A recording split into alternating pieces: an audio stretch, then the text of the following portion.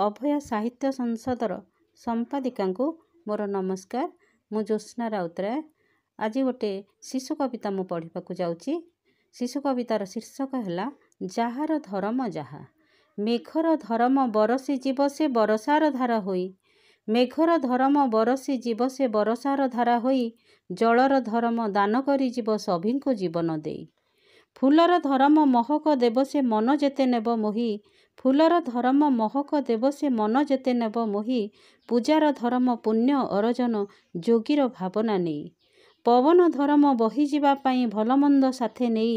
ପବନ ଧରମ ବହିଯିବା ପାଇଁ ଭଲମନ୍ଦ ସାଥେ ନେଇ। ତ୍ୟାଗର ଧରମ ଆପଣାର ଭାବ ସବୁକୁ ସମାନ କହି।